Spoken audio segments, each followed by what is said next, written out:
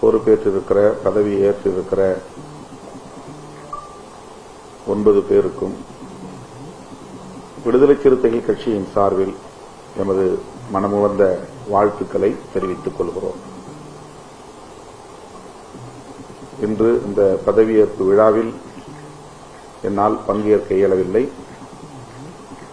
மாறாக எம்முடைய கட்சியின் சட்டமன்ற உறுப்பினர்கள் வன்னியரசு மற்றும் ஜோதிமணி ஆகிய இருவரும் அந்நிகழ்வில் பங்கேற்றுள்ளனர். மாநில பொறுப்பாளர்கள் உள்ளிட்ட முன்னணி பொறுப்பாளர்கள் பலரும் அந்நிகழ்வில் பங்கேற்றுள்ளனர். இன்று நடைபெற்ற பதவியேற்பு விழாவில் அவர்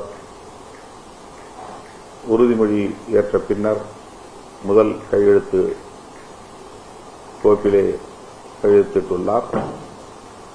200 யூனிட் மின்சாரத்திற்கு கட்டணமில்லை என்கிற தனது வாக்குறுதியை நிறைவேற்றும் வகையில் அந்த கையொப்பத்தை இட்டிருக்கிறார். அது மகிழ்ச்சி அளிக்கிறது. ஏற்கனவே 100 யூனிட் மின்சாரத்தை பயன்படுத்துகிறவர்களுக்கு முற்றிலும் இலவசம், கட்டணமில்லை. அந்த திட்டமும் தொடரும் என்று அறிவிக்கப்பட்டிருக்கிறது. 500 யூனிட்டுகளுக்கு மேல் மின்சாரத்தை பயன்படுத்தக்கூடியவர்கள் 200 யூனிட்டுக்கு கட்டணம் இல்லாமல் பயன்படுத்திக் கொள்ள முடியும். எஞ்சிய 300 யூனிட்டுகளுக்கு மட்டும் அல்லது அதற்கு மேலான யூனிட்டுகளுக்கு மட்டும் கட்டணம் செலுத்த வேண்டும் என்கிற இந்த அறிவிப்பு 2 மாதங்களுக்கு மட்டும்தான் என்று வெளியிடப்பட்டிருக்கிறது. இது அதிர்ச்சி அளிப்பதாக இருக்கிறது. இது நிரந்தரமாக அல்லது 5 ஆண்டுகளுக்கும் தொடர வேண்டும் என்று விடுதலை சிறுத்தைகள் கட்சியின் சார்பில் வேண்டுகோள் விடுக்கிறோம்.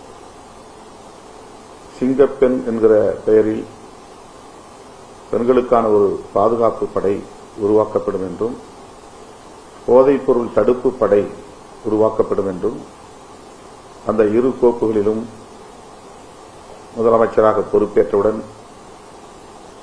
திரு ஜோசப் விஜய் அவர்கள் கையெழுத்திட்டிருப்பது மகிழ்ச்சி அளிக்கிறது.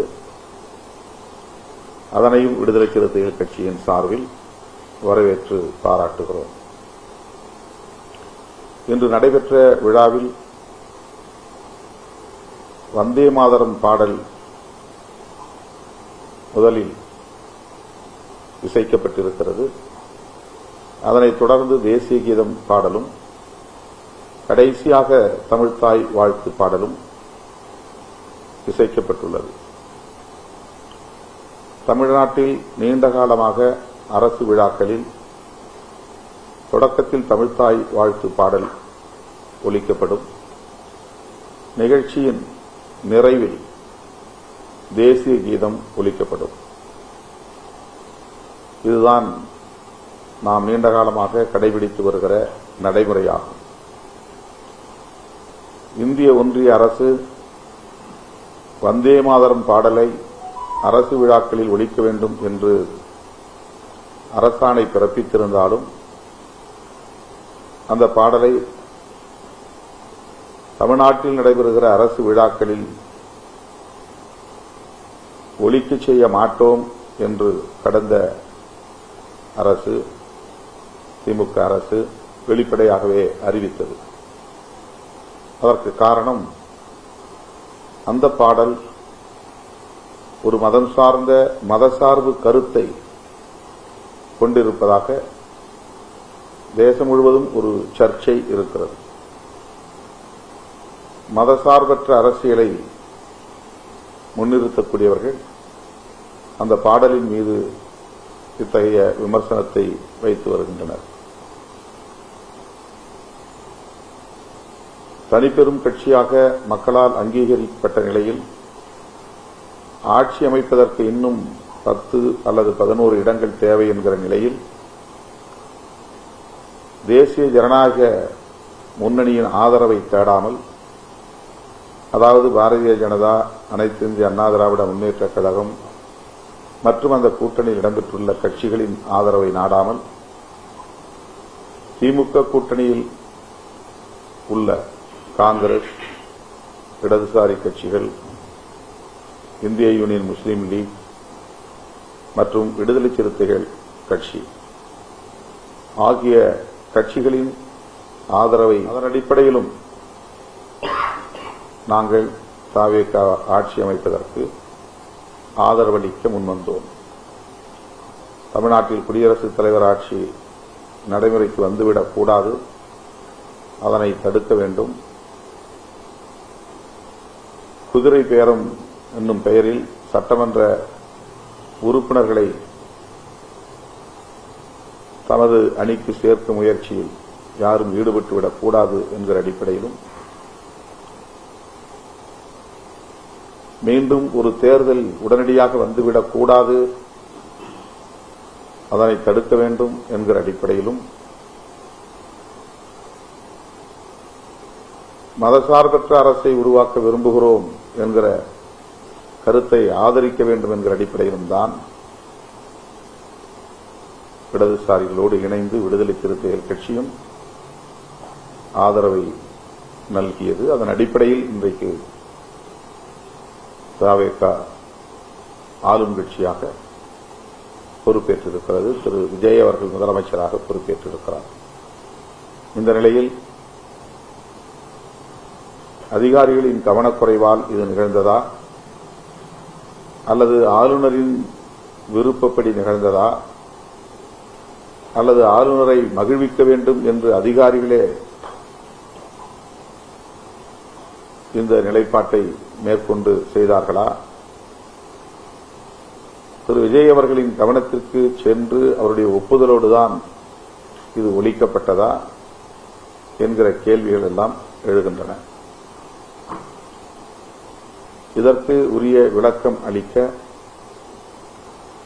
முதலமைச்சர் பொறுப்பேற்கிறார். அதிகாரிகள் தான் இதை முடிவு செய்திருப்பார்கள் என்றாலும் கூட முதலமைச்சருடைய கவனத்திற்கு சென்றதா இல்லையா என்கிற கேள்வி எழுகிறது. ஆகவே இது தொடர்பான விளக்கத்தை அளிக்க முதலமைச்சர் முன்வர வேண்டும் என்று விடுதலை சிறுத்தைகள் கட்சியின் சார்பில் வேண்டுகோள் விடுக்கிறோம். அது மட்டுமில்லாமல் இனி வரும் காலங்களில் அரசு விழாக்களில் வந்தே மாதரம் பாடல் தொடர்ந்து ஒலிக்கப்படுமா? அப்படியென்றால் ஒவ்வொரு முறையும் அந்த பாடல்தான் முதலில் ஒலிக்கப்படுமா? தமிழ்த்தாய் வாழ்த்து கடைசியாகத்தான் ஒலிக்கப்படுமா? இந்த கேள்விகளும் எழுகின்றன. முதலமைச்சராக பதவியேற்கிற விழாவில் மட்டுமின்றி தற்காலிக இடைக்கால சபாநாயகர் பொறுப்பேற்கிற நிகழ்விலும் இதே நடைமுறை பின்பற்றப்பட்டிருக்கிறது. வந்தே மாதரம் பாடல் முதலில் ஒலிக்கப்பட்டிருக்கிறது.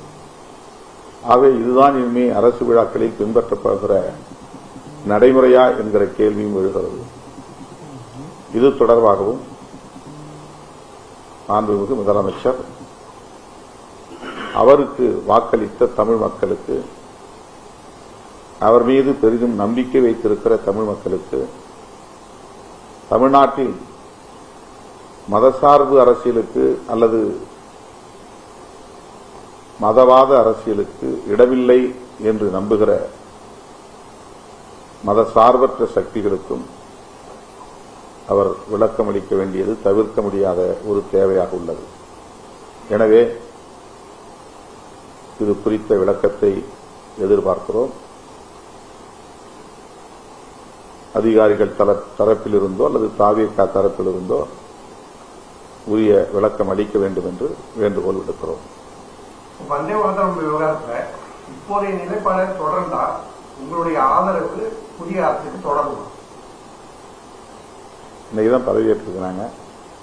13ஆம் தேதி பெரும்பான்மையை நிரூபிக்க வேண்டும். ஆகவே அதற்கு எந்த நெருக்கடியையும் வர நாங்கள் விரும்பவில்லை.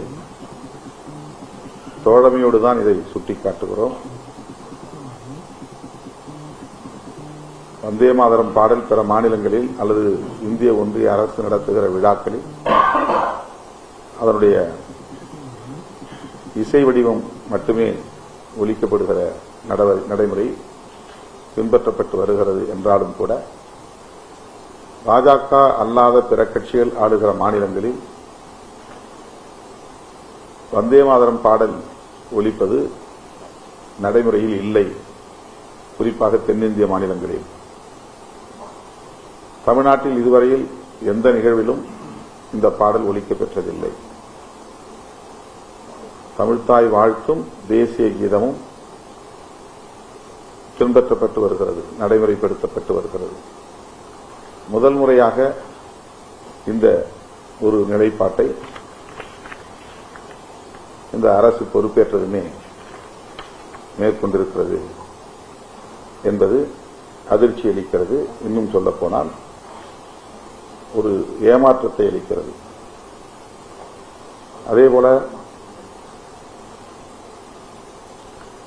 தமிழ்நாடு அரசின் கஜானா காலியாக இருப்பதாகவும் ரூபாய் 10 லட்சம் கோடி கடன் சுமையை வைத்துவிட்டு சென்றுள்ளனர்.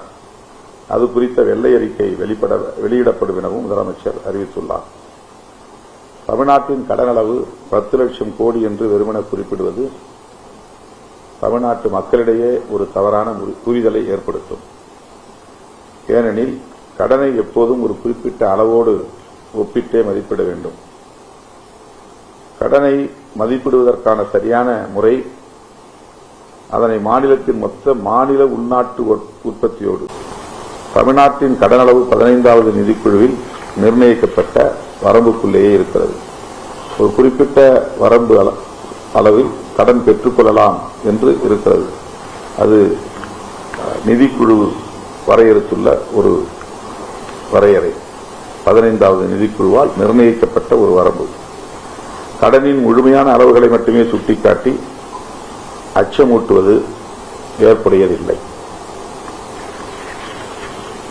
இது தொடர்பாக முன்னாள் முதல்வர் ஒரு விளக்கத்தை அளித்திருக்கிறார். 10 லட்சம் கோடி கடன் சுமை இருக்கிறது என்கிற குற்றச்சாட்டை அல்லது அந்த கருத்தை அவர் மறுதளிக்கவில்லை. அந்த நிதிக்குழு நிர்ணயித்துள்ள வரையறைக்குட்பட்டுத்தான் கடன் இருக்கிறது என்பதை சுட்டிக்காட்டியிருக்கிறார். ஆகவே கடன் சுமை குறைக்கப்பட வேண்டும், அதற்கேற்ப உள்நாட்டு உற்பத்தி உயர்த்தப்பட வேண்டும், அதற்கு ஏற்ப நம்முடைய பொருளாதார கொள்கை வரையறுக்கப்பட வேண்டும். எனவே தமிழ்நாட்டின் வளர்ச்சியில் அக்கறை செலுத்தி இந்த அரசு முனைப்போடு செயல்படும் என்று நம்புகிறேன், வாழ்த்துகிறேன். 15வது நிதிக்குழுவுடைய இதன் அடிப்படையில் தான் அந்த கடன் இருக்கு அப்படின்றது நீங்க சொல்றீங்க. ஆனா அவங்க ஃபுல்லாவே கஜானா காலியாக்கி போயிருக்காங்க அப்படின்னு பார்த்தா அவங்க ஒரு புரிதல் இல்லாத ஒரு முதலமைச்சராக அவருக்கு புதிதாக பொறுப்பேற்றிருக்கிற அரசாகத்தான் நாம் அதை எடுத்துக்கொள்ள முடியும். இது தொடர்ந்து அவங்க முதலமைச்சராக பொறுப்பேற்ற உடனேயே எதிர்கட்சிகள் மீது உடனடியாக ஏற்கனவே இந்த அரசு மீது ஒரு குற்றச்சாட்டுடனான ஒரு அரசை துவங்குகிறது. ஏற்கனவே இந்த பிரச்சாரத்தின் போதெல்லாம் இதேதான் சொல்லியிருந்தாங்க. எதிர்கட்சிகள் மீதுதான் தொடர்ந்து குற்றச்சாட்டுகள் வைத்தது போல அரசு பதவியேற்ற உடனேயே ஏற்கனவே இந்த அரசு மீது ஒரு குற்றச்சாட்டை வைத்து தனது ஆட்சியை தொடங்குறாங்க அப்படின்றதுதான் மாதிரி இருக்கு. அதிகாரிகள் தந்த புள்ளி விவரத்தின்படிதான் அவர் அப்படி கருத்தை சொல்லியிருப்பார் என்று நான் நம்புகிறேன். அதிகாரிகள் தவறாக தகவல்களை தருவதோ தவறாக வழிநடத்துவதோ ஆட்சி நிர்வாகத்திற்கு உகந்ததாக இருக்காது. ஆகவே இதுபோன்ற தகவல்களை தருகிற போது அதிகாரிகள் மிகுந்த பொறுப்போடு செயல்பட வேண்டும் என்பது என்னுடைய வேண்டுகோள். அந்த அரசு நீங்களும் சப்போர்ட்டிவா இருக்கீங்க, கடந்த அரசு சப்போர்ட்டிவா இருக்கீங்க. உங்களுக்கு அதை பற்றி தகவல்கள் தெரியுமா? அதெல்லாம் காலியாகுதுன்ற தகவல் உங்களுக்கு தெரியாமல இருந்ததுன்னு சொல்லிட்டு இல்ல. இப்ப காலியா இல்லைங்கிறதான இப்ப வாதம். கடன் இருக்கிறது என்பது உண்மை. ஆனால் அது ஒரு குறிப்பிட்ட வரையறைக்குள் தான் இருக்கிறது. 16வது நிதிக்குழு 15வது நிதிக்குழு நிர்ணயித்திருக்கிற வரம்புக்குள் தான் கடன் சுமை இருக்கிறது.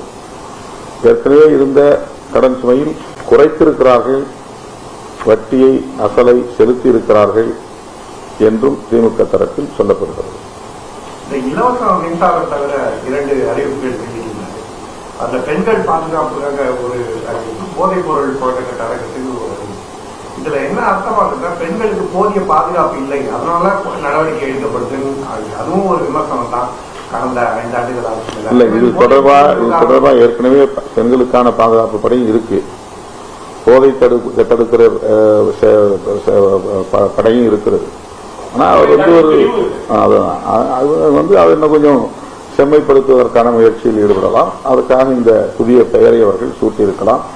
அதற்கான செயல் திட்டம் என்ன என்பது நமக்கு இனிமேல் தான் தெரிய வரும். பெண்களுக்கான பாதுகாப்பு படையும் போதைப் பொருள் தடுப்பு படையும் ஏற்கனவே வேறு பெயரில் இயங்கிக் கொண்டிருக்கின்றன. சார், மக்கள் புதிய அரசு தேர்ந்தெடுத்துக்கான வாக்குகள் தெரிவிச்சோம். பட் அதே சமயத்தில் ஏற்கனவே இருந்த திமுக அரசு மக்கள் புறக்கணித்ததற்கான காரணங்கள் என்னன்னு சொல்லிட்டு நீங்க கூட்டணியில் இருந்த முறையில் செய்யலாம். அவங்க மக்கள் திமுகவை புறக்கணித்ததற்கான காரணங்கள் என்ன, இல்ல திமுக குறைபாடுகள் என்ன அப்படின்னு சொல்லிட்டு பாருங்க மாற்றப்பட்டதற்கான காரணம். தேர்தல் முடிவுகள் குறித்து ஏற்கனவே நாம் விரிவாக பேசிவிட்டோம். இப்போது திரும்ப பேச வேண்டிய ஒரு அவசியம் இருப்பதாக நான் கருதவில்லை. நாங்கள் அந்த கூட்டணியில் திரு முத்துவேல் கருணாநிதி ஸ்டாலின் அவர்களை மீண்டும் முதல்வராக்க வேண்டும் என்ற கோரிக்கையை முன்வைத்துதான் தேர்தல் பிரச்சாரத்தை செய்தோம். அதன் அடிப்படையில் எங்கள் கூட்டணிக்கு கிட்டத்தட்ட 1.5 கோடி வாக்குகளை வழங்கியிருக்கிறார்கள்.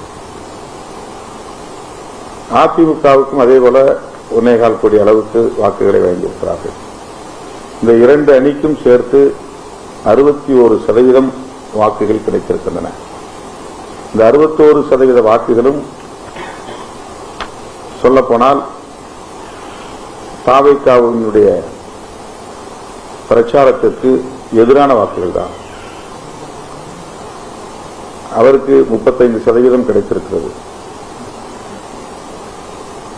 எஞ்சிய 65% வாக்குகள் இன்று முதலமைச்சராக பொறுப்பேற்றுள்ள மாண்புமிகு ஜோசப் விஜய் அவர்களுக்கு எதிரானது என்றுதான் நாம் புரிந்து கொள்ள வேண்டும். ஆகவே இந்த தேர்தலை பொறுத்தவரை யாருக்குமே வெற்றி இல்லை என்பதுதான் உண்மை. யாருக்குமே வெற்றி இல்லை என்பதுதான் உண்மை. ஆனாலும்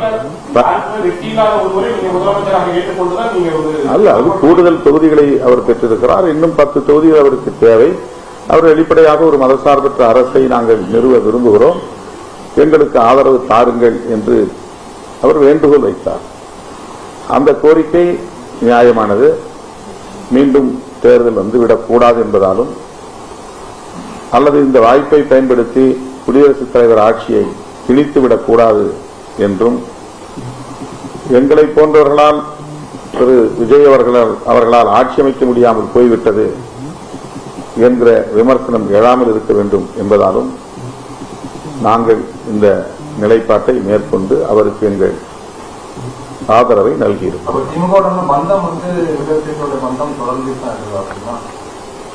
இந்த ஆதரவை வழங்கியதனால உடனே நாங்க ஒரு சுவிட்ச் ஓவர் ஆயிட்டோம் அப்படின்னு அர்த்தம் இல்லை. இப்போதைக்கு அவர் ஆட்சி அமைக்கணும், இங்க குடியரசுத் தலைவர் ஆட்சி வந்துவிடக்கூடாது. இந்த 2 காரணங்களுக்காக நாங்கள் ஆதரவு நல்கிறோம்.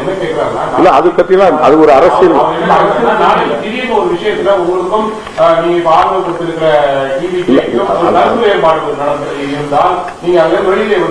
அதாவது நிறைய யூகமான கேள்விகளுக்கு நம்ம யூகமா பதில் சொல்லிட்டு இருக்க முடியாது. நான் சொன்ன 2 ரீசன், முக்கியமான ரீசன், அவர் ஆட்சி அமைப்பதற்கு நாங்கள் தடையாக இருக்கக்கூடாது. எங்களிடம் வெளிப்படையான ஒரு வேண்டுகோளை வைக்கிற போது அதை மனமுவந்து ஏற்றுக்கொண்டோம். அந்த வேண்டுகோளை நாங்கள் ஏற்றுக்கொண்டோம், மனமுவந்து ஆதரவை நல்கி இருக்கிறோம். அவ்வளவுதான். என்ன சப்போர்ட் கேட்பாங்க ஆட்சி அமைக்கிறதுக்கா? அதெல்லாம் உங்கள்கிட்ட எப்படி எல்லாத்தையும் சொல்லிட்டு இருக்க முடியும்? அரசியல் நடவடிக்கைகள் வேற. தாமதம்னா அதுக்கு என்ன அர்த்தம்? என்ன தாமதம்னா என்ன? அப்படிலாம் நான் சொல்லல, எங்கேயுமே நான் சொல்லல. நான் அடுத்த நாள் அறிவிப்பேன் சொல்றதை கேளுங்க.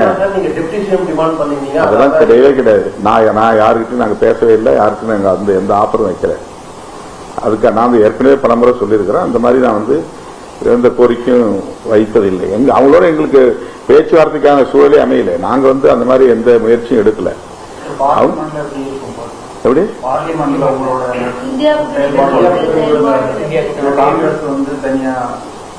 அது குறித்து இனிமே எங்க கட்சி தோழரோட பேசிதான் முடிவு செய்யும். காங்கிரஸ் இந்த நிலைப்பாட்டை எடுத்ததுனால இன்னைக்கு திமுக அவங்களோட சேர்ந்து செயல்பட முடியாதுன்னு சொல்லியிருக்கிறாங்க. அதுதான் நான் சொல்றேன். எங்களுடைய எதிர்கால அரசியலையும் நாங்கள் கணக்கில் கொண்டுதான் ஒரு முடிவு எடுக்க முடியும். இது எடுத்துங்க டக்குன்னு உடனே உணர்ச்சி செய்யப்பட்டு ஒரு ஆதரவை தெரிவிக்க முடியாது. இது ஒரு மேஜர் டெசிஷன். இது அப்ப நாங்க இந்த மாதிரி ஆதரவு தெரிவிக்கிறது மூலமா அவங்களோட தொடர்ந்து பயணிக்க போறோமா இல்லையா, அது ஒரு கேள்வி இருக்கு. அப்புறம் அமைச்சரவையில் இடம்பெற ஆதரவு அளித்தால் அமைச்சரவை இடம்பெற போகிறோமா இல்லையா, அது ஒரு கேள்வி இருக்கு. இதெல்லாம் எங்க கட்சி தோட்ட கலந்து பேசாம நான் பாட்டுக்கு எப்படி அறிவிச்சிட முடியும்? ஆதரவு நல்கி இருக்கிறோம். எப்படி அரசினுடைய அணுகுமுறைகள் இருக்கின்றன என்பதை பொறுத்துதான் நம்ம ரொம்ப யுகம் பண்ணி கேள்வி கேட்கணும். நீங்க இன்னைக்கு முதலமைச்சர் பதவி அரசு அமைஞ்சிச்சு. ஏற்கனவே அதிகாரத்தில் பங்கு, ஆட்சியில் பங்கு அப்படிங்கிற நிலைப்பாடுல எப்போ அது தொடர்பாக நீங்க இவங்க கிட்ட பேசி முடிவு பண்ணிருக்கீங்க? சார், நம்ம ஒரு அரசியல் நிலைப்பாடு அது. அதாவது எளிய மக்கள் அதிகாரம் பெறணுங்கிறது தான். கடைசி மனிதனுக்கும் ஜனநாயகம், எளிய மக்களுக்கும் அதிகாரம். இது எங்களுடைய கொள்கை முழக்கம். இது எந்த காலத்துல நடைமுறைக்கு வரும் அப்படிங்கிறது ஒரு நிகழ்வு மூலமா சொல்லிட முடியாது. நாளைக்கு அங்கே செய்ய போறோம் அல்லது இப்பதான் செய்ய போறோம்னு சொல்ல முடியாது. ஏன்னா அடிப்படையில் சமூக மாற்றங்கள் நிகழ்ந்ததெல்லாம். அப்ப அதற்கான சூழல் இன்னும் உருவாக்கலன்னு நான் பல முறை சொல்லியிருக்கிறேன். இப்ப அதுக்கான ஒரு சூழல் உருவானது. ஆனால் உடனே அதுக்காக எங்களுக்கு அதிகாரம் வேணும் அப்படின்னு நாங்க போய் நின்ற முடியாது. அதுல எங்களுக்கு உள்ள மெரிட்ஸ் அண்ட் டிமெரிட்ஸ், எங்களுடைய நிகழ்கால அரசியல், எதிர்கால அரசியல், நாங்க எப்படி அதை தொடர்ந்து முன்னெடுத்து செல்ல போகிறோம், இதெல்லாம் கருத்தில் கொண்டுதான் முடிவெடுக்க முடியும். இப்போ பாரதிய ஜனதா கட்சி எங்களுக்கு அதிகார பகிர்வு தராங்க அப்படின்னு சொன்னாக்க உடனே நாங்க போய் அந்த அதிகாரத்தை பகிர்ந்துக்க முடியாது. அது ஒரு கொள்கை நிலைப்பாடு இருக்கு, ஒரு சில வரையறை இருக்கு. நீங்க அதிகாரம் தான் கேட்டீங்க, இப்ப அதிகாரம் உங்களுக்கு தரங்குறாங்க, நீங்க சென்ட்ரல் மினிஸ்டர் சேர்ந்துக்கிறீங்களா அப்படின்னா நாங்க அதுக்கு வாய்ப்பு தான் சொல்ல முடியும். அந்த மாதிரிதான் இல்ல சொல்றேன். இதுவும் கூட அந்த மாதிரி சில பேசப்பட வேண்டிய விஷயங்கள் இருக்குல்ல. இவங்க இப்போ ஒரு கிரைசிஸ்ல இருக்காங்க, நெருக்கடியில் இருக்கிறாங்க. வெறும் 10 சீட்ல ஒரு ஆட்சி தொட முடியாத, அமைக்க முடியாத நிலை இருக்கு. அப்ப நாங்க அவருடைய வேண்டுகோளை மதிக்கிறோம், அவ்வளவுதான். ஆட்சி அமைக்க உதவுகிறோம். இதுதான் இப்போதைய சொல்யூஷன். இதற்கு பிறகு இருக்கிற விஷயங்கள் நிறைய விவாதிச்சுதான் முடிவெடுக்க முடியாது தவிர அது ஒரு கொஸ்டின்ல பதில் சொல்லிவிட்டு போயிட முடியும். தொடர்ந்து பல ஆண்டு காலமாக 2-3 தேர்தலில் திமுகவுடன் வெற்றிகளை எம்பி ஆட்சி திடீர்னு தாவல் நீங்க சொல்றீங்க நாங்க ஆட்சி அமைக்கணும் அப்படின்ற ஒரு நல்ல இடத்துல தான் நாங்க ஆதரவு கொடுத்தோம் அப்படின்னு. திமுகவுடைய தலைவர் அதனாலதான் நாங்க எடுத்த முடிவை முதலமைச்சர் நம்முடைய திமுக தலைவரை போய் நேரில் சந்தித்து எங்க கட்சியுடைய உயர்நிலை குழுல இந்த மாதிரி ஒரு நிலைப்பாட்டை நாங்க எடுத்திருக்கிறோம். நாங்க அவங்களுக்கு ஆதரவு நல்குவதா, வெளியிலிருந்து ஆதரவு நல்குவதா முடிவெடுத்திருக்கோம். அவங்கள்ட்ட சொன்னோம். அவர் ரொம்ப மகிழ்ச்சியா சொன்னாரு, இல்ல உங்க உயர்நிலை குழு என்ன முடிவு எடுத்திருக்கீங்களோ அதன்படி நீங்க நடந்துக்கீங்க, அது ஒன்றும் பிரச்சனை இல்லை. அதெல்லாம் குறைத்திருக்கிறார்கள், வட்டியை அசலை செலுத்தி இருக்கிறார்கள் என்றும் திமுக தரப்பில் சொல்லப்படுகிறது. இந்த இலவச மின்சாரம் தவிர 2 அறிவிப்புகள் வெளியிட்டிருந்தாங்க. அந்த பெண்கள் பாதுகாப்புக்காக ஒரு போதைப் பொருள் புழக்க அரங்கத்துக்கு இதுல என்ன அர்த்தமாக்குன்னா பெண்களுக்கு போதிய பாதுகாப்பு இல்லை, அதனால நடவடிக்கை எடுக்கப்படுதுன்னு அதுவும் ஒரு விமர்சனம் தான். கடந்த 5 ஆண்டுகளாக இல்ல, இது தொடர்பா ஏற்கனவே பெண்களுக்கான பாதுகாப்பு படையும் இருக்கு, போதை தடுக்கிற படையும் இருக்கிறது. ஆனா அவர் அதை இன்னும் கொஞ்சம் செம்மைப்படுத்துவதற்கான முயற்சியில் ஈடுபடலாம். அதற்காக இந்த புதிய பெயரை அவர்கள் சூட்டியிருக்கலாம். அதற்கான செயல் திட்டம் என்ன என்பது நமக்கு இனிமேல் தான் தெரிய வரும்.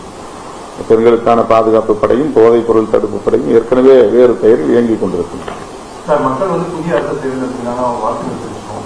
பட் அதே சமயத்தில் ஏற்கனவே இருந்த திமுக அரசு மக்கள் புறக்கணித்ததற்கான காரணங்கள் என்னன்னு சொல்லிட்டு நீங்க கூட்டணியில் இருந்த முறையில் செய்யலாம். அவங்க மக்கள் வந்து திமுகவை புறக்கணித்ததுக்கான காரணம் என்ன, இல்லை திமுக குறைபாடுகள் என்ன அப்படின்னு சொல்லிட்டு பாருங்க மாற்றப்பட்டதற்கான காரணம். தேர்தல் முடிவுகள் குறித்து ஏற்கனவே நாம் விரிவாக பேசிவிட்டோம். இப்போது திரும்ப பேச வேண்டிய ஒரு அவசியம் இருப்பதாக நான் கருதவில்லை. நாங்கள் அந்த கூட்டணியில் திரு முத்துவேல் கருணாநிதி ஸ்டாலின் அவர்களை மீண்டும் முதல்வராக்க வேண்டும் என்ற கோரிக்கையை முன்வைத்துதான் தேர்தல் பிரச்சாரத்தை செய்தோம். அதன் அடிப்படையில் எங்கள் கூட்டணிக்கு கிட்டத்தட்ட 1.5 கோடி வாக்குகளை வழங்கியிருக்கிறார்கள். அதிமுகவுக்கும் அதேபோல 1.25 கோடி அளவுக்கு வாக்குகளை வழங்கியிருக்கிறார்கள். இந்த 2 அணிக்கும் சேர்த்து 61% வாக்குகள் கிடைத்திருக்கின்றன. இந்த 61% வாக்குகளும் சொல்லப்போனால் தாவேகாவினுடைய பிரச்சாரத்திற்கு எதிரான வாக்குகள் தான். அவருக்கு 35% கிடைத்திருக்கிறது. எஞ்சிய 65% வாக்குகள் இன்று முதலமைச்சராக பொறுப்பேற்றுள்ள மாண்புமிகு ஜோசப் விஜய் அவர்களுக்கு எதிரானது என்றுதான் நாம் புரிந்து கொள்ள வேண்டும். ஆகவே இந்த தேர்தலை பொறுத்தவரை யாருக்குமே வெற்றி இல்லை என்பதுதான் உண்மை. யாருக்குமே வெற்றி இல்லை என்பதுதான் உண்மை. ஆனாலும் அல்ல, அது கூடுதல் தொகுதிகளை அவர் பெற்றிருக்கிறார். இன்னும் 10 தொகுதிகள் அவருக்கு தேவை. அவர் வெளிப்படையாக ஒரு மதசார்பற்ற அரசை நாங்கள் நிறுவ விரும்புகிறோம், எங்களுக்கு ஆதரவு தாருங்கள் என்று அவர் வேண்டுகோள் வைத்தார். அந்த கோரிக்கை நியாயமானது. மீண்டும் தேர்தல் வந்துவிடக்கூடாது என்பதாலும் அல்லது இந்த வாய்ப்பை பயன்படுத்தி குடியரசுத் தலைவர் ஆட்சியை திணித்துவிடக்கூடாது என்றும் எங்களை போன்றவர்களால் திரு விஜய் அவர்களால் ஆட்சி அமைக்க முடியாமல் போய்விட்டது என்கிற விமர்சனம் எழாமல் இருக்க வேண்டும் என்பதாலும் நாங்கள் இந்த நிலைப்பாட்டை மேற்கொண்டு அவருக்கு எங்கள் ஆதரவை நல்கியிருக்கிறோம்.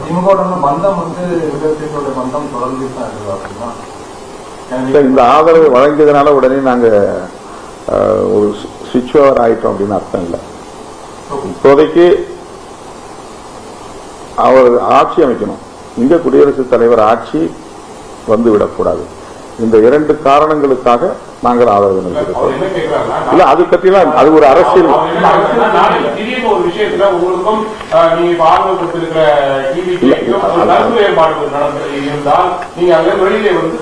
அதாவது நிறைய யூகமான கேள்விகளுக்கு நம்ம யூகமா பதில் சொல்லிட்டு இருக்க முடியாது. நான் சொன்ன 2 ரீசன், முக்கியமான ரீசன், அவர் ஆட்சி அமைப்பதற்கு நாங்கள் தடையாக இருக்கக்கூடாது. எங்களிடம் வெளிப்படையான ஒரு வேண்டுகோளை வைக்கிற போது அதை மனமுவந்து ஏற்றுக்கொண்டோம். அந்த வேண்டுகோளை நாங்கள் ஏற்றுக்கொண்டோம், மனமுவந்து ஆதரவை நல்கி இருக்கிறோம். அவ்வளவுதான். என்ன சப்போர்ட் கேட்பாங்க ஆட்சி அமைக்கிறதுக்கா? அதெல்லாம் உங்கள்கிட்ட எப்படி எல்லாத்தையும் சொல்லிட்டு இருக்க முடியும்? அரசியல் நடவடிக்கைகள் வேற. தாமதம்னா அதுக்கு என்ன அர்த்தம்? என்ன தாமதம்னா என்ன? அப்படிலாம் நான் சொல்லல, எங்கேயுமே நான் சொல்லல. நான் வந்து அடுத்த நாள் அறிவிப்பேன் சொல்றதை கேளுங்க. அதெல்லாம் கிடையவே கிடையாது. நான் யாருக்கிட்டையும் நாங்க பேசவே இல்லை, யாருக்கும் நாங்க அந்த எந்த ஆஃபரும் வைக்கல. அதுக்கு நான் ஏற்கனவே பலமுறை சொல்லியிருக்கிறேன். அந்த மாதிரி நான் வந்து எந்த கோரிக்கையும் வைத்ததில்லை. அவங்களோட எங்களுக்கு பேச்சுவார்த்தைக்கான சூழலே அமையல. நாங்க வந்து அந்த மாதிரி எந்த முயற்சியும் எடுக்கல. எப்படி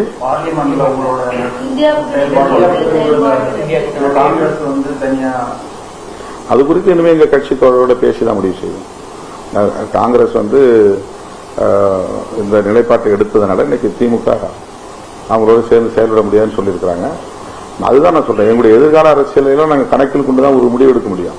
இது எடுத்துங்க டக்குன்னு உடனே உணர்ச்சி செய்யப்பட்டு ஒரு ஆதரவை தெரிவிக்க முடியாது. இது வந்து ஒரு மேஜர் டெசிஷன். இது அப்ப நாங்க வந்து இந்த மாதிரி ஆதரவு தெரிவிக்கிறது மூலமா அவங்களோட தொடர்ந்து பயணிக்க போறோமா இல்லையா, அது ஒரு கேள்வி இருக்கு. அப்புறம் அமைச்சரவையில் இடம்பெற ஆதரவு அளித்தால் அமைச்சரவை இடம்பெற போகிறோமா இல்லையா, அது ஒரு கேள்வி இருக்கு.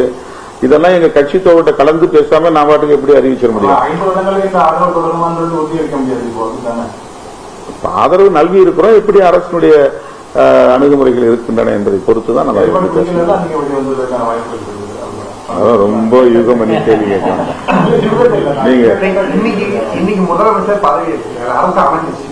இப்போ ஏற்கனவே அதிகாரத்தில் பங்கு, ஆட்சியில் பங்கு அப்படிங்கிற நிலைப்பாடுல எப்போ அது தொடர்பாக நீங்க இவங்க கிட்ட பேசி முடிவு பண்ணிருக்கீங்க? சார், நம்ம ஒரு அரசியல் நிலைப்பாடு அது. அதாவது எளிய மக்கள் அதிகாரம் பெறணுங்கிறது தான். கடைசி மனிதனுக்கும் ஜனநாயகம், எளிய மக்களுக்கும் அதிகாரம். இது எங்களுடைய கொள்கை முழக்கம். இது எந்த காலத்தில் நடைமுறைக்கு வரும் அப்படிங்கிறது ஒரு நிகழ்வு மூலமா சொல்லிட முடியாது. நாளைக்கு அங்கே செய்ய போறோம் அல்லது இப்பதான் செய்ய போறோம்னு சொல்ல முடியாது. ஏன்னா அடிப்படையில் சமூக மாற்றங்கள் நிகழ்ந்ததெல்லாம். அப்ப அதற்கான சூழல் இன்னும் உருவாக்கலன்னு நான் பல முறை சொல்லியிருக்கிறேன். இப்ப அதுக்கான ஒரு சூழல் உருவானது. ஆனால் உடனே அதுக்காக எங்களுக்கு அதிகாரம் வேணும் அப்படின்னு நாங்கள் போய் நின்ற முடியாது. அதுல எங்களுக்கு உள்ள மெரிட்ஸ் அண்ட் டிமெரிட்ஸ், எங்களுடைய நிகழ்கால அரசியல், எதிர்கால அரசியல், நாங்கள் எப்படி அதை தொடர்ந்து முன்னெடுத்து செல்ல போகிறோம், இதெல்லாம் கருத்தில் கொண்டுதான் முடிவெடுக்க முடியும். இப்போ பாரதிய ஜனதா கட்சி எங்களுக்கு அதிகார பகிர்வு தராங்க அப்படின்னு சொன்னாக்க உடனே நாங்கள் போய் அந்த அதிகாரத்தை பகிர்ந்துக்க முடியாது. அது ஒரு கொள்கை நிலைப்பாடு இருக்கு, ஒரு சில வரையறை இருக்கு. நீங்க அதிகாரம் தான் கேட்டீங்க, இப்ப அதிகாரம் உங்களுக்கு தரங்குறாங்க, நீங்க சென்ட்ரல் மினிஸ்டர் சேர்ந்துக்கிறீங்களா அப்படின்னா நாங்க அதுக்கு வாய்ப்பு தான் சொல்ல முடியும். அந்த மாதிரிதான் இல்ல சொல்றேன். இதுவும் கூட அந்த மாதிரி சில பேசப்பட வேண்டிய விஷயங்கள் இருக்குல்ல. உங்க இப்போ ஒரு கிரைசிஸ்ல இருக்காங்க, நெருக்கடியில் இருக்கிறாங்க. வெறும் 10 சீட்ல ஒரு ஆட்சி தொட முடியாத, அமைக்க முடியாத நிலை இருக்கு. அப்ப நாங்க அவருடைய வேண்டுகோளை மதிக்கிறோம், அவ்வளவுதான். ஆட்சி அமைக்க உதவுகிறோம். இதுதான் இப்போதைய சொல்யூஷன். இதற்கு பிறகு இருக்கிற விஷயங்கள் நிறைய விவாதிச்சுதான் முடிவெடுக்க முடியாது தவிர அது ஒரு கொஸ்டின்ல பதில் சொல்லிவிட்டு போயிட முடியும். தொடர்ந்து பல ஆண்டு காலமாக 2-3 தேர்தலில் திமுகவுடன் வெற்றிகளை எம்பி திடீர்னு தாவல் நீங்க சொல்றீங்க நாங்க ஆட்சி அமைக்கிறோம் அப்படின்ற ஒரு நல்ல இடத்துல தான் நாங்க ஆதரவு கொடுத்தோம் அப்படின்னு. திமுகவுடைய தலைவர் அதனாலதான் நாங்க எடுத்த முடிவை முதலமைச்சர் நம்முடைய திமுக தலைவரை போய் நேரில் சந்தித்து எங்க கட்சியுடைய உயர்நிலை குழுல இந்த மாதிரி ஒரு நிலைப்பாட்டை நாங்க எடுத்திருக்கிறோம். நாங்க அவங்களுக்கு ஆதரவு நல்குவதா, வெளியிலிருந்து ஆதரவு நல்குவதா முடிவெடுத்திருக்கோம். அவங்கள்ட்ட சொன்னோம். அவர் ரொம்ப மகிழ்ச்சியா சொன்னாரு, இல்ல உங்க உயர்நிலை குழு என்ன முடிவெடுத்திருக்கீங்களோ அதன்படி நீங்க நடந்துக்குங்க, அது ஒன்றும் பிரச்சனை இல்லை. அதெல்லாம் அந்த மாதிரி ஒரு வார்த்தை கூட சொல்லல. 4ஆம் தேதி ரிசல்ட் வந்துச்சு. 5ஆம் தேதி நாங்க அவரை போய் பார்த்தோம். இடதுசாரி கட்சி தலைவர்களும் கூட இருந்தாங்க. எல்லாரும்னாலே அவர் சொன்னது நாம விஜய் ஆட்சி அமைக்கிறதுக்கு எந்த இடையூறும் செய்ய வேண்டியதில்லை. நாம அவர் ஆட்சி அமைக்கிறதுக்கு நாம வாழ்த்துவோம், நம்முடைய வாழ்த்துக்களை தெரிவித்துக் கொள்வோம்.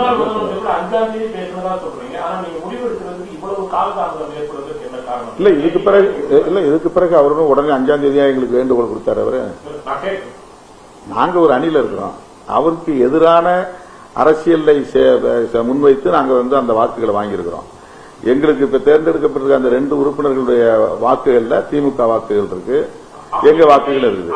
அப்ப திமுகவும் சேர்ந்து போட்ட ஓட்டுல வெற்றி பெற்றவர்களை நாங்க இன்னொரு கட்சி ஆட்சி அமைக்கிறதுக்கு ஆதரவு அளிக்கிறோம். அப்ப நாங்க இவங்களோட கலந்து பேச வேண்டிய தேவை இருக்குல்ல, அவங்கள்ட்ட சொல்ல வேண்டிய தேவை இருக்குல்ல, அதனால போய் நாங்க சொன்னோம். அதெல்லாம் எந்த முடியும் நாங்க எடுக்கல. நாங்க வேற அணி, அவங்க வேற அணி, அவ்வளவுதான். அவங்க எங்கள்கிட்ட ஆதரவு கேட்பாங்கன்னு நாங்க எதிர்பார்க்கவே இல்லை. அவங்க இந்த முயற்சி எடுப்பாங்க நான் எதிர்பார்க்கல.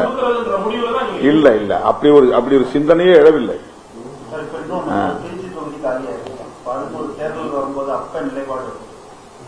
தேர்தல் வரட்டும். ஆட்சி ரீதியா உங்களுக்கு ஏதாவது மனசாரம் மனக்கசப்பு இருந்தா இதெல்லாம் முடிஞ்சு போனது. அது அவசியம் இல்லாதது. அது அவசியம் இல்லாதது.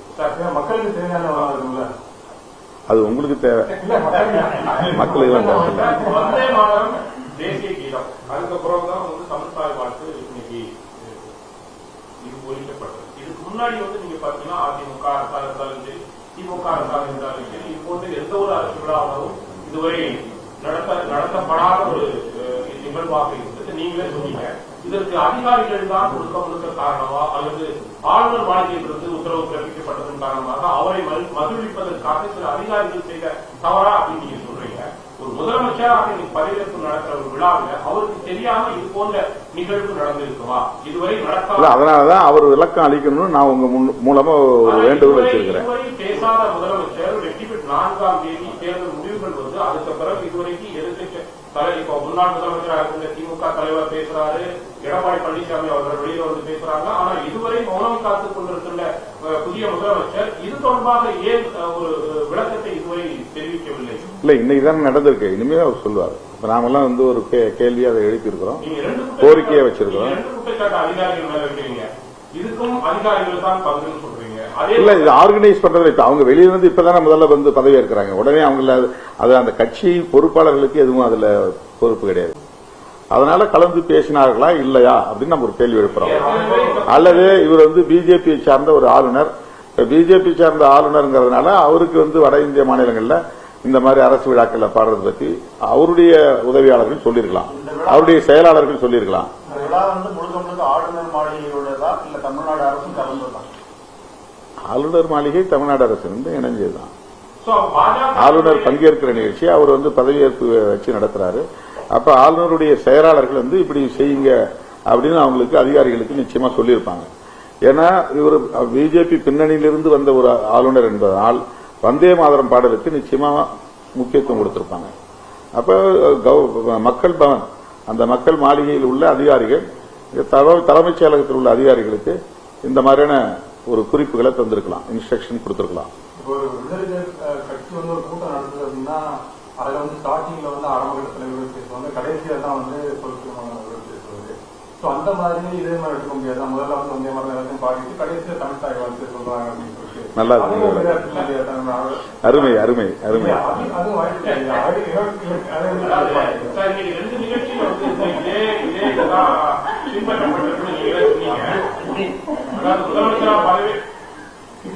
முதலமைச்சரா பதவியேற்பு விழா நடக்கிற போதும் தற்காலிக சபாநாயகராக தேர்வு செய்யப்பட்டார். 2 நிகழ்வு நடந்திருக்கு.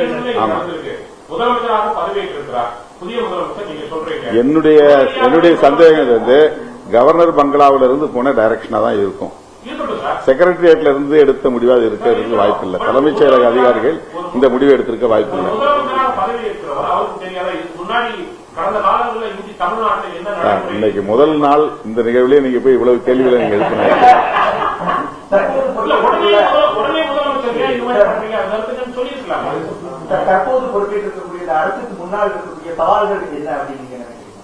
அதுதான் நிதி நெருக்கடி, அதுதான் முக்கியமான ஒரு சவால். அவருடைய உரையிலிருந்து நமக்கு தெரிய வருகிறது. அப்புறம் இதுவரையிலும் வந்து பின்பற்றப்பட்டு வந்த கடந்த திமுக அரசின் மக்கள் நல திட்டங்கள் அவற்றையெல்லாம் அவர் தொடர்ந்து நடத்தப் போகிறார். காலை சிற்றுண்டி திட்டம், இந்த மகளிர் உரிமை தொகை, மகளிர் விடியல் பயணம், தமிழ் புதல்வன் திட்டம், நான் முதல்வன் திட்டம், இது போன்ற மக்களுக்கு நேரடியாக பயன் போய் சேரக்கூடிய திட்டங்கள் பல. இந்த திட்டங்களை எல்லாம் அவர் தொடர்ந்து நடைமுறைப்படுத்த போகிறாரா என்பது பெரிய ஒரு சவால். பொறுத்திருந்து பார்ப்போம். முழு மதுவிலக்கு சாத்தியமா தமிழகத்தை பொறுத்தவரை இந்த அவசியத்தை என்ன ஒரே நாள்ல இவ்வளவு கேள்வி அவங்களுக்கு நீங்க முதலமைச்சர் வச்சா சில மணி நேரங்கள் தான் முடிவுகளுக்கு ஒரு மிகப்பெரிய ஒரு கட்சியான அதிமுக எம்ஜிஆர் ஆரம்பிச்சு ஜெயலலிதா அவர்கள் அதுக்கப்புறம் நான் கடந்த ஓராண்டு காலமாக திரும்ப திரும்ப அதிமுகவுக்கு நான் விடுத்த வேண்டுகோள் இதுதான். நடைபெறப்போகிற சட்டமன்ற தேர்தலுக்கு பிறகு அதிமுக பாஜகவின் நட்பாலேயே பாதிக்கப்படும், அதனுடைய வலு குறையும், சிதறடிப்பதற்கு பல திட்டங்களை தீட்டுவார்கள். இன்றைக்கு நான் முன்கூட்டியே சொன்னது போல தொங்கு சட்டசபை வரும் சொன்னேன். தொங்கு சட்டசபை வந்திருக்கு. அதிமுக இதனால் பாதிப்பை சந்திக்க நேரிடும் என்று சொன்னேன். இன்றைக்கு ஒரு குழப்பம் அங்கே உருவாகி இருக்கிறது. அதிமுக தன்னை தற்காத்துக் கொள்வதற்கு பாஜக உறவை தவிர்த்திருக்க வேண்டும் அப்படிங்கிறத என்னுடைய தொடர்ந்து நான் முன்வைத்த என்னுடைய வேண்டுகோள். இந்த தேர்தல் முடிவுகள் வந்து அந்த கட்சியை வந்து பிளவுபடும் அளவுக்கு எடுத்து சென்றிருக்கிறது. அதுல இருக்கிற பெரும்பாலான எம்எல்ஏக்கள் வந்து டிவிகே கூட போகணும், நமக்கு அங்க போய் அமைச்சரவைகள் வந்து பங்கு வரணும் அப்படின்ற ஒரு நிலைப்பாட்டை எடுத்து ஒரு 30, 37, 20, 32க்கு மேற்பட்ட டிவிகேக்கு ஆதரவு கொடுத்த பட்சத்தில் வந்து இடதுசாரி கட்சிகளுடைய அது யூகமான செய்திகள் தான், அதுக்கு எதுவும் ஆதாரம் இல்லை. அந்த மாதிரி ஒரு நிலைப்பாடு எடுக்கப்பட்டு என்னவாக இருக்கும்? இல்ல, அது அதிமுகவுடைய பிரச்சனை. அதுல நாம் ஒன்றும் கருத்து சொல்வதற்கில்லை. ஆனா அதிமுக ஒரு நீண்ட நெடிய பாரம்பரியம் உள்ள கட்சி. எம்ஜிஆர், ஜெயலலிதா அம்மையார், எடப்பாடியார் என்று தொடர்ந்து அவர்கள் ஆட்சி நிர்வாகத்தில் இருந்திருக்கிறார்கள். அந்த கட்சி கட்டுக்கோப்பாக இருக்க வேண்டும். அதில் உள்ள ஒவ்வொரு சட்டமன்ற உறுப்பினர்களும் எம்ஜிஆரை நினைத்து பார்க்க வேண்டும், ஜெயலலிதா அம்மையாரை நினைத்து பார்க்க வேண்டும். அந்த கட்சி உயிர்ப்போடு இருக்க வேண்டும் என்கிற உணர்வோடு அவர்கள் ஒருங்கிணைந்து செயல்பட வேண்டும் என்பது என்னுடைய ஆசை, வேண்டுகோள். தமிழக வெற்றி கழகத்தினுடைய இந்த வெற்றி மூலமாக இவ்வளவு நாள் இருந்த அந்த திராவிட கொள்கை, திராவிட சித்தாந்தம் அப்படின்றத இளைஞர்கள் மற்றும் பெண்கள், இளம் பெண்கள் வந்து நிராகரித்திருக்கிறாங்க எடுத்துக்கொள்ள முடியுமா? அது அப்படி சொல்ல முடியாது. அப்படி பார்த்தா நான் சொன்ன மாதிரி திமுக, அதிமுக 2 அணிக்கும் 3 கோடிக்கு மேலான மக்கள் வாக்களித்திருக்கிறார்கள். ஒப்பிட்டு பார்க்கும்போது அதுதான் பெரும்பான்மை. அது எப்படி நிராகரிப்பாயிர முடியும்? சீட்டா கன்வெர்ட் ஆகாம இருக்கலாம். இதே இப்ப இலங்கையில் இருக்கிற மாதிரி proportionate representative system, PR system அப்படி இருந்தா இன்னைக்கு கணிசமான அளவுக்கு திமுகவில் இருந்து சட்டமன்ற உறுப்பினர் உள்ள போவாங்க. அதே மாதிரி அதற்கு நிகரான அளவுக்கு ஒரு சில தொகுதிகளை தவிர, எண்ணிக்கையை தவிர அதிமுகவினரும் கணிசமா இடம்பெற முடியும். இன்னைக்கு நம்ம இந்தியாவில் இருக்கக்கூடிய இந்த தேர்தல் முறைங்கிறது தான் எத்தனை லட்சம் வாக்குகள் வாங்கினாலும் சீட் கன்வெர்ஷன்ல பிரச்சனை வருது. இப்ப 4% வாங்கின நாம் தமிழருக்கு ஒரு சீட்டு கூட கிடைக்கல. ஆனா இது இலங்கையில இருந்தா அந்த 4%க்கு சில எண்ணிக்கை உள்ள போயிருப்பாங்க. சதவீத வாக்குகளின் சதவிகித அடிப்படையில் உறுப்பினர்களை தேர்வு செய்வது என்கிற நடைமுறை இலங்கை போன்ற நாடுகளில் இருக்கின்றன, இந்தியாவில் இல்லை. இது ஒரு பெரிய குறை. இந்த வாக்கு சதவிகித அடிப்படையில் உறுப்பினர்களை தேர்வு செய்யும் முறை இங்கே நடைமுறைக்கு வர வேண்டும். ப்ரொபோர்ஷனேட் ரெப்ரசன்டேட்டிவ் சிஸ்டம் ஒன்று. 2வது, இந்த இவிஎம் என்பது நம்பகத்தன்மை உள்ள ஒரு எந்திரம் இல்லை. அதை தூக்கி எறிந்துவிட்டு மீண்டும் பேலட் சிஸ்டம் கொண்டு வரப்பட வேண்டும். இந்த 2ம் இருந்தால் ஜனநாயகம் பாதுகாக்கப்படும். இல்லைன்னா இந்த மாதிரி ஒவ்வொரு முறையும் ஒரு அன்ஸ்டேபிள் கவர்மெண்ட் அப்பப்ப ஏற்படும். ஒவ்வொரு நேரத்திலையும் இந்த மாதிரி குதிரை பேரம் பேசக்கூடிய நிலை உருவாகும். இது அரசியல் மிக மோசமான ஒரு சூழலுக்கு தள்ளப்படும். இது போன்ற நடவடிக்கைகளால் தான் கரப்ஷன், ஊழல் என்பது, லஞ்ச லாவண்யம் என்பது தலைவிரித்தாடுகிறது. குதிரை பேரம் நடக்கிற எல்லா மாநிலங்களிலும் இந்த மாதிரியான தொழிலதிபர்கள், பெரிய பெரிய வணிகர்கள், ஒப்பந்ததாரர்கள் இதில் மீடியேட்டரா மாறுறாங்க. ஆட்களை தூக்குவதற்கு அவர்கள் இடைத்தரகர்களாக மாறுகிறார்கள். ஜனநாயகம் என்பது கேலிக்கூத்தாக மாறுகிறது. எனவே இந்த தேர்தல் முறையில் ஒரு முற்போக்கான மாற்றம் நிகழ வேண்டும். தேர்தல் 4ஆம் தேதி தேர்தல் அறிவிக்கப்படுறாங்க. எப்பவுமே காங்கிரஸ் கட்சியை பொறுத்தளவுல 11th hour சொல்லுவாங்க. கடைசி நேரத்தில் தான் ஒரு வேட்பாளரை அறிவிக்கிறதோ, கூட்டணி பற்றிய முடிவுகளை இருக்கிறதோ அறிவிக்கிறது எல்லாமே நடைமுறையாக இருந்தது. ஆனா இந்த தேர்தலில் தமிழ்நாட்டில் 5 தொகுதிகளை தான் வெற்றி பெற்றிருக்கிறாங்க. ஆனா அண்டை மாநிலமான கேரளத்தில் நீங்க பெரும்பான்மையான தொகுதிகளை வெற்றி பெற்று ஆட்சி அமைக்கிறதுக்கான ஒரு நிலைப்பாடு வந்ததுக்கு பிறகு காங்கிரஸால இதுவரைக்கும் தனது முதலமைச்சர் யார் அப்படின்றத தெரிவித்து ஒரு ஆட்சி அமைக்க முடியாத ஒரு சூழ்நிலைக்கு இழுத்தடிக்க போயிட்டு இருக்காங்க. ஆனா தமிழ்நாட்டை பொறுத்தளவுல 4ஆம் தேதி தேர்தல் முடிவுகள் 5ஆம் தேதி 6ஆம் தேதி போய் உடனடியாகவே விஜய்க்கு ஆதரவு கொடுக்குறாங்க. இது எதை காட்டுகிறது அப்படின்னா, நாங்க எங்களுக்கு அந்த ஆட்சியில பங்கு வேணும், அதிகாரத்துல பங்கு வேணும் அப்படின்றத நிலைப்பாட்டை எடுத்து அவர்கள் ஆதரவு கொடுக்குறாங்க அப்படின்றது தெல்ல தெளிவாக தெரிகிறது. இதை நீங்க எப்படி பாக்குறீங்க? அண்டை மாநிலம் கேரளம், அதுல ஒரு பெரும்பான்மையான வெற்றியை கொடுத்துக்கிறாங்க மக்கள். அந்த மாநிலத்தில் இதுவரைக்கும் ஒரு ஆட்சி அமைக்க முடியாத ஒரு காங்கிரஸ் பக்கத்துல மாநிலமான தமிழ்நாட்டில் 5 தொகுதிகள் தான் வெற்றி பெற்றிருக்கிறாங்க. எதிர்கணியில் இருக்கிறாங்க. ஆட்சி அமைக்க போகிறது ஒரு எதிரணி. அந்த அணிக்கு உடனடியாகவே சென்று ஆதரவு கொடுக்கிறது எந்த மாதிரியான ஒரு நிலைப்பாடு, எந்த மாதிரி நியாயமானதா நீங்க பாக்குறீங்க? இது தேர்தலுக்கு பிந்தைய நிலையில் எடுக்கப்பட்ட முடிவாக தெரியவில்லை. தேர்தலுக்கு முன்பே அவர்களுக்கிடையில் ஒரு புரிதல் இருந்திருக்கிறது. எனவேதான் தேர்தல் முடிவு வந்தவுடனேயே அவர்கள் தாவேகாவை ஆதரிக்கும் முடிவை வேகமாக எடுத்திருக்கிறார்கள் என்று எண்ண தோன்றுகிறது. நீங்க சொல்றத பார்த்தா அப்ப காங்கிரஸ் திராவிட முன்னேற்ற கழக கூட்டணிக்கு வேலை செய்யல அப்படின்றத இல்ல, இது அவங்க எடுத்த வேகத்திலிருந்து நான் கருத்து சொல்றேன்.